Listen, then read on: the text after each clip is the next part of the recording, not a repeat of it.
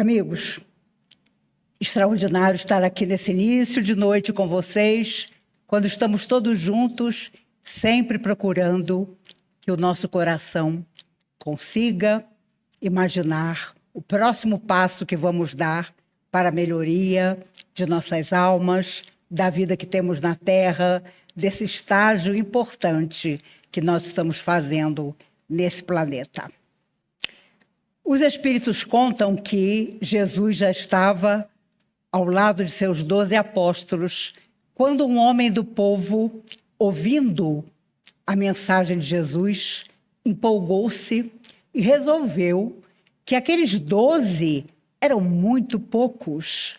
Ele tinha muitos amigos e resolveu juntar esses amigos para impressionar Jesus e propor a ele não só os 12 discípulos, mas muitos seguidores mais. E ele conseguiu, em algumas semanas, reunir 500 pessoas que, teoricamente, ao ouvi-lo, aceitaram seguir aquele Messias. Mas a informação que eles tinham sobre Jesus era muito pouca. E então aquele homem os reuniu e pediu que Jesus falasse para eles sobre as maravilhas do seu reino. Obviamente, Jesus começou a falar, mas, claro, não deixando de dizer que ele vinha propor uma vida também de luta, de sacrifício, de dificuldade, de perda, talvez, da própria vida física, para que o aprendizado fosse decisivo. Os Espíritos contam que, à medida que Jesus falava, daqueles 500, vários foram procurando outras coisas para fazer na rua. Foram se afastando, alguns delicadamente, outros abruptamente, e depois de alguns minutos, sendo Jesus sincero nas suas colocações, sobraram os 12 discípulos que Jesus havia escolhido. Apenas os 12. E é claro que, naquela época, depois que Jesus foi crucificado e começou a perseguição aos cristãos, os cristãos começaram a, escondido, se reunir.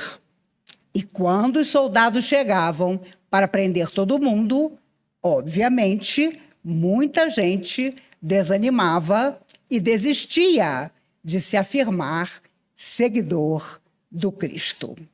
Mas houve aqueles que, até o final, deram o seu testemunho. E esses eram considerados pelos romanos verdadeiros loucos, porque o sacrifício da própria vida era demais para que pessoas completamente materialistas entendessem. Entretanto, quando nós chegamos à casa que o nosso coração um dia escolheu e nos melhoramos, a nossa empolgação é tamanha que, se alguém nos pedisse um sacrifício maior, certamente o faríamos. Uma vez Emmanuel disse a Chico que nunca mais haveria, principalmente para os espíritas, a perseguição que os cristãos dos primeiros dias viveram. Mas cá entre nós, se houvesse um circo novamente, e se nós tivéssemos que enfrentar feras para nos admitir seguidores de Jesus, quantos de nós iríamos até o fim? Tenho certeza que todos, num ato de esperança. Mas cá entre nós, morrer no meio das feras não era fácil. E os amigos espirituais contam que, principalmente os mais jovens, fora da matéria, após aquela morte terrível, eram levados ao mundo espiritual para sofrerem um processo de recuperação psíquica, tamanho o pavor que os animais que se atiravam sobre eles causavam.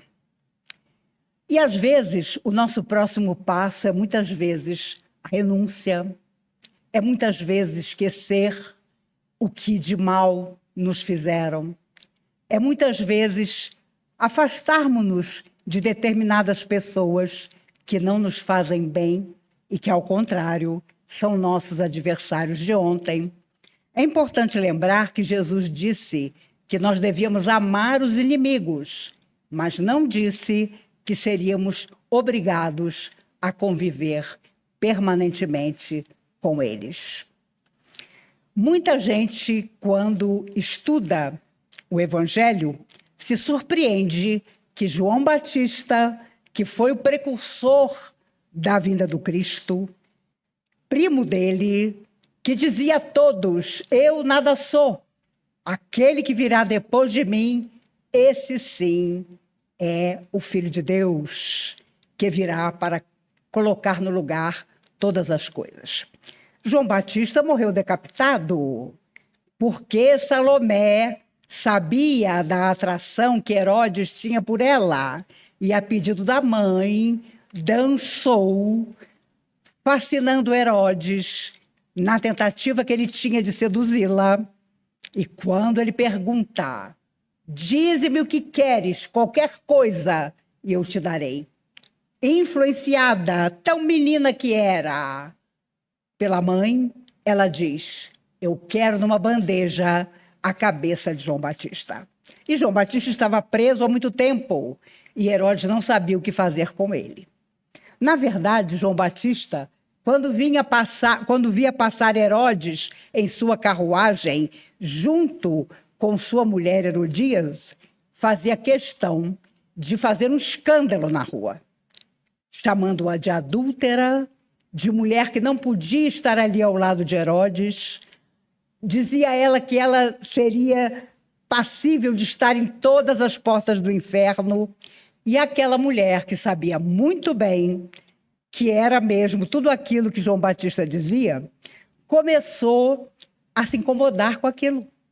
Ela sabia muito bem que o povo a condenava pela sua atitude, mas ela não queria ser lembrada daquilo, e nem que aquele homem lembrasse a todo mundo que passava aos gritos a sua performance como mulher de Herodes.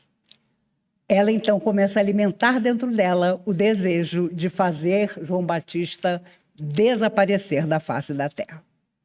E uma vez, quando Chico Xavier perguntou a Emmanuel se os amigos espirituais não podiam ter ajudado João Batista para que ele não morresse daquela maneira, Emmanuel respondeu: João Batista poderia não ter acusado aquela mulher tantas vezes, insuflando-lhe o ódio, e talvez ele tivesse vivido um pouco mais e não tivesse morrido daquela maneira. É preciso cuidado, disse Emmanuel, com aqueles que nós vamos incriminar, com as críticas que vamos fazer, porque muitas vezes o ressentimento profundo daquela pessoa apontada se volta contra nós de uma vida para outra até. E o próximo passo será uma enorme dificuldade até reconquistar a confiança e o respeito daquela pessoa que nós magoamos. Quantas vezes em nossa família não temos pessoas chegadas que não nos entendem, que por mais que façamos, são impermeáveis aos nossos bons conselhos e que são aqueles que ontem foram nossas vítimas, agora se aproximam de nós no parentesco mais próximo e vão custar, mesmo nesse parentesco, a acreditar de novo nas nossas boas intenções e a recomeçar conosco. Um outro momento importantíssimo na vida do Cristo foi quando ele encontra na porta do templo os vendilhões, aqueles que faziam do comércio desonesto o seu ganha-pão. E, é claro, ficou famosa a ideia de que Jesus, lançando mão de um chicote, lançou-se num ato de ira contra os vendilhões do templo. Mas Emmanuel contou a Chico Xavier que, na verdade, quando Jesus chegou à porta do templo, ele ficou tão triste e tão indignado com as cenas que viu, que a sua energia mais profunda transformou-se pela sua total mediunidade de efeitos físicos em raios que aqueles homens sentiram em seus corpos, em suas almas, como se fossem chicotadas. E é claro que passou para a história a ideia de que Jesus tinha um chicote em suas mãos. Na verdade, não era um chicote, mas as energias mais profundas de Jesus, ao ver a desonestidade daqueles homens a atrair as pessoas na porta de um templo que devia ser sagrado para as suas conveniências. Então Chico percebeu que a ideia que temos de que Jesus perdeu a cabeça naquele dia não é verdadeira.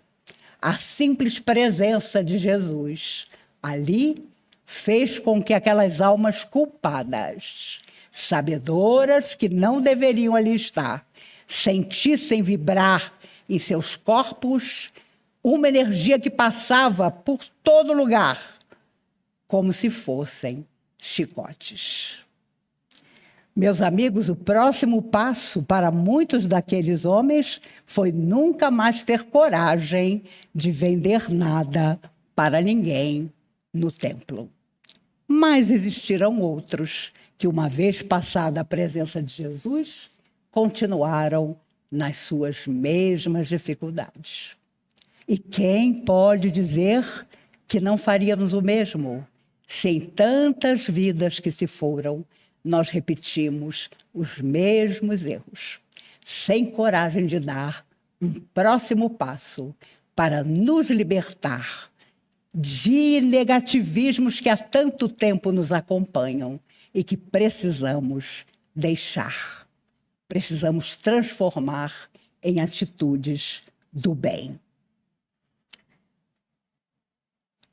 Uma vez, uma senhora sempre ia na fila para pegar mantimentos com Chico e alguém chegou ao ouvido do Chico e disse: Chico, aquela senhora ali tem 2 casas alugadas. Ela vive das rendas dessas casas. Ela não precisa desses mantimentos que você distribui. E o Chico, com a maior tranquilidade, ao invés de chamar a atenção daquela senhora, disse à pessoa que contava a fofoca: não se preocupe, ela já está se preparando na fila para a próxima encarnação. Porque é óbvio que, uma vez mentindo uma necessidade que ela não tinha, numa próxima existência, ela teria uma necessidade verdadeira. Toda fofoca que chegava no Chico, ele dava um jeito de mostrar à pessoa que alguém que mentia só estava plantando para o dia de amanhã. Não importava que ela agora não precisasse. As necessidades emocionais dela eram tão grandes que a acompanhariam para uma vida futura, onde então ela seria mesmo uma pessoa necessitada. Quando Inácio de Antioquia foi preso para ser levado ao circo para morrer sacrificado, foi longo o caminho que ele e os outros presos com ele fizeram até chegar a Roma. E ele não conhecia Roma. Quando ele chegou às portas da cidade, maravilhado com a riqueza, com a beleza, com o Fausto de Roma, ele começou a sorrir. E o soldado que o puxava pela corda disse a ele: és louco? Daqui a pouco vais morrer no circo e estás rindo? E Inácio disse: ah, Eu sorrio porque se Deus permitiu que os romanos construíssem uma cidade extraordinária como Roma, o que não estará nos aguardando do outro lado da vida? A nós que vamos morrer por Jesus no cerco. E o soldado confuso não percebeu que para Inácio e aqueles cristãos que ele arrastava, morrer no cerco era dar um próximo passo no rumo da eternidade. Os espíritos amigos dizem que muitos de nós, muitos mesmos, que hoje estamos na doutrina espírita, vivemos na época de Jesus. Mas, obviamente, não fomos cristãos sacrificados, porque senão não estaríamos aqui ainda no processo de várias encarnações, uma atrás da outra. E eles dizem que esta atual existência que atravessamos é decisiva e importante, não só porque o terceiro milênio a partir do ano 2000, não a partir das transformações, já começou, mas porque dizem eles que quase todos nós, aqueles que pudemos, ficamos muito tempo desencarnados entre a última vida e essa, planejamos esta atual vida, analisando 500, 800, 1000 anos atrás. Então, trouxemos para junto de nós pessoas para as quais nós não estávamos preparados para reencontrar. E, por isso, as nossas questões emocionais complicadas. Por isso, às vezes, a família que não nos entende. Por isso, os sonhos que não se realizam. As lutas que parecem não ter fim. Porque, na verdade, você reencontrar e estar na Terra com alguém que você não via há 500 anos é complicadíssimo. Porque essa pessoa mudou muito e você mudou também. Mas é preciso reencontro para o ajuste das emoções mais profundas. E quando nos unimos a essas pessoas e não vemos afinidade entre nós e elas, aí as complicações realmente se avolumam. Há quem diga, eu me sinto melhor na casa espírita que eu frequento, no local de trabalho que eu tenho, do que dentro da minha própria casa. Mas é preciso cuidado, porque voltaremos sempre, começaremos sempre de novo, junto àqueles que hoje, porventura, nós estamos menosprezando. Quando Paulo de Tarso vai prender Ananias em Damasco, um cristão extraordinário que era preciso calar, ele ainda era o doutor da lei, homem inteligentíssimo, considerado quase um deus entre o seu povo. Mas no meio da estrada de Damasco, Jesus aparece. O cavalo dá para trás, faz Saulo de Tarso, porque ele ainda era Saulo, cair no chão empoeirado da estrada, e ele escuta uma voz que diz: Saulo, Saulo, por que me persegues? E ele vê o Cristo à frente dele. E Jesus, então, lhe faz uma proposta de mudar completamente a sua existência para servir a Deus, servindo ao semelhante. Obviamente, não seria só um encontro com Jesus, embora extraordinário, que transformaria Saulo no apóstolo Paulo. Contam os espíritos que o Cristo tocou com sua mão a cabeça de Saulo de Tarso. E ali, completamente energizado, da cabeça até os pés, por aquele ser perfeito, ele cai em pranto ajoelhado. Senhor, que queres que eu faça? E ele fica completamente cego, porque a luz que vinha de Jesus o cegou. E ele, que planejava entrar em Damasco triunfante para prender Ananias e os outros cristãos, chega tateando as paredes. Imundo! Seu cavalo desapareceu no caminho. E chorando, ele percebe que ele não era mais Saulo, o perseguidor, mas teria que se tornar outra pessoa. E durante 3 dias, por caridade, recolhido numa enxerga, porque ele perdeu todo o dinheiro que te trazia, ele aguarda o seu futuro, o próximo passo, porque Jesus lhe disse que o próximo passo o procuraria.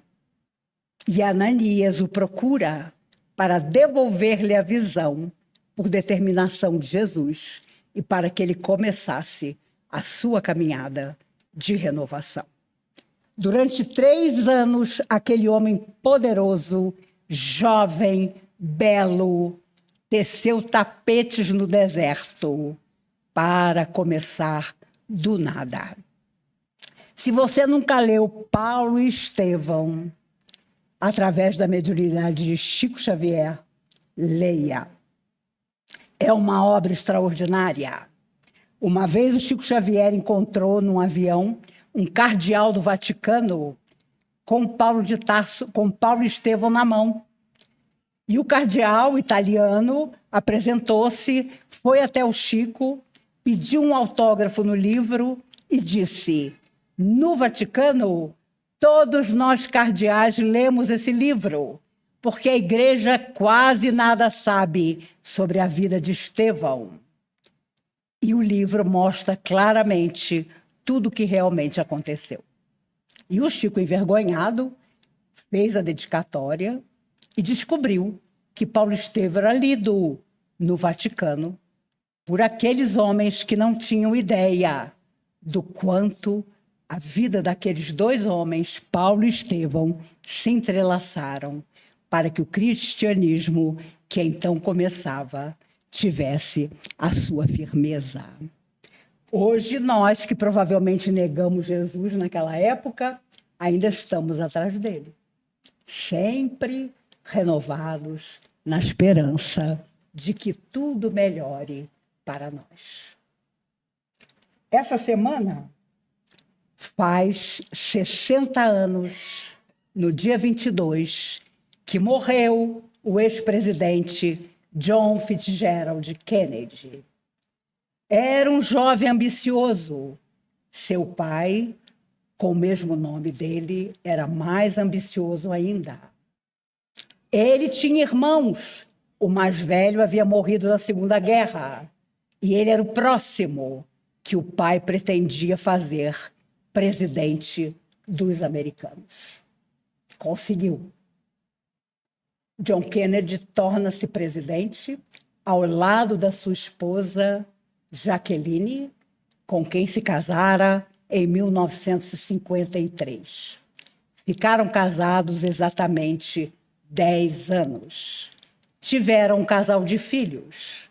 E no dia 22 de novembro, embora seus assessores dissessem a ele que era perigoso visitar a cidade de Dallas, porque poderia haver um atentado, porque ali havia adversários políticos, ele fez questão de ir para levar um tiro na cabeça que o vitimou.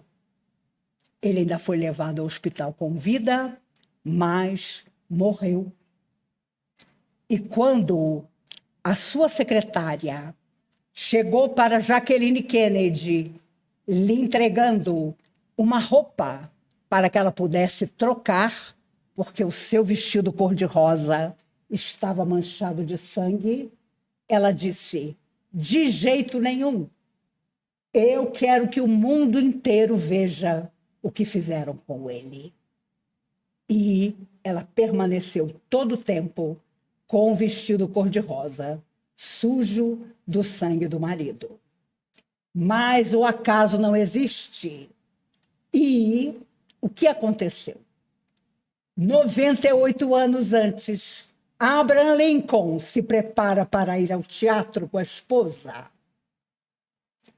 Um soldado que trabalhava na Casa Branca disse a um amigo: eu não sei se conto ao presidente o sonho que eu tive outro dia.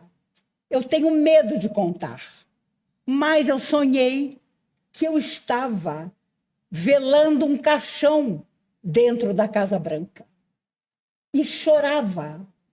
E alguém chegou e eu perguntei a essa pessoa: quem morreu? E a pessoa me disse: o presidente. Uma vidente famosa foi até a Casa Branca para pedir a Abraham Lincoln que naquela noite ele não fosse ao teatro, porque ela tinha visto que ele sofreria um atentado fatal. Mas quando ela chegou à Casa Branca, ele já tomara a carruagem e saíra para o teatro. Não deu outra. Um anarquista, insatisfeito, atira no presidente e o mata. Mas Abraham Lincoln não era um espírito qualquer. Era um homem legitimamente bom. E, antes de ser recolhido pelo mundo espiritual, ele pediu ao mundo dos espíritos, aos seus protetores, para receber aquele que o havia matado. E, realmente, o seu assassino é morto. Ele o recebe quando ele sai do corpo. E, é claro, aquele homem que acabara de matá-lo, surpreso, se vê vivo, vê Abraham Lincoln à sua frente, o desculpando pelo que ele havia feito. Mas a vida não cessa. E 98 anos depois, o assassino de Abraham Lincoln tinha voltado à Terra, como John Fitzgerald Kennedy, para resgatar, há 60 anos atrás, o que havia feito. E morre, pousando sua cabeça no colo da esposa, exatamente como Abraham Lincoln fez naquele teatro, resgatando assim, quase 100 anos depois, o que ele havia feito. Por isso, meus amigos, às vezes, em geral, o próximo passo das nossas vidas é recomeçar o nosso destino, fazendo todo o bem que pudermos, para que permaneça em nós a luz de um coração que pretende agora acertar. Quantas vezes nós voltamos à Terra e novamente somos poderosos e novamente temos o mando, o poder de ajudar muita gente, e mesmo assim nos recusamos a fazê-lo. Há pouco tempo desencarnou na União Soviética, na sua dasha humilde, lá no final da Rússia, Mikhail Gorbachev, o homem que fez a abertura do seu país para o mundo, o homem que tentou ser justo, apesar de todas as dificuldades da política de todos os tempos. Ele tinha sido o retorno de Napoleão Bonaparte, para agora, ao invés de levar viuvez e orfandade a tanta gente como Napoleão fez, poder trazer o sentido da perestroika, da abertura, da esperança, de um futuro em que os países se considerem mais irmãos.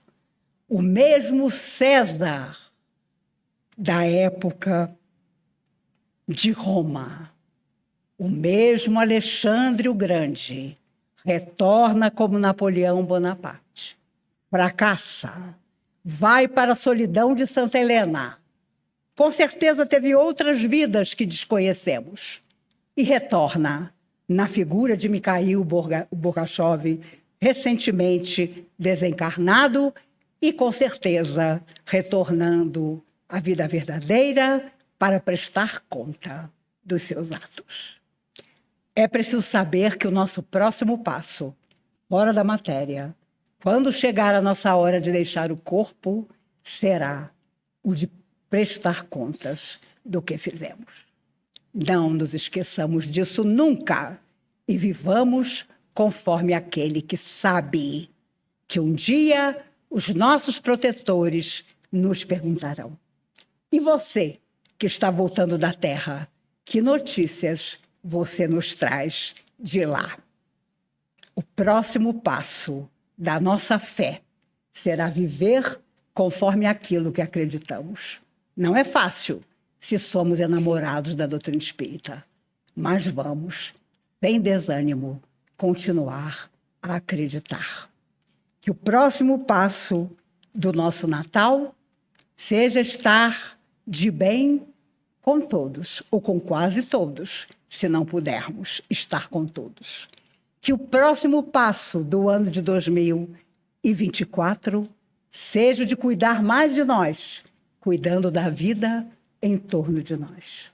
E que o próximo passo que os mentores nos ajudarão a executar seja o de servir e amar sem nunca desistir. Que Jesus nos guarde hoje e sempre.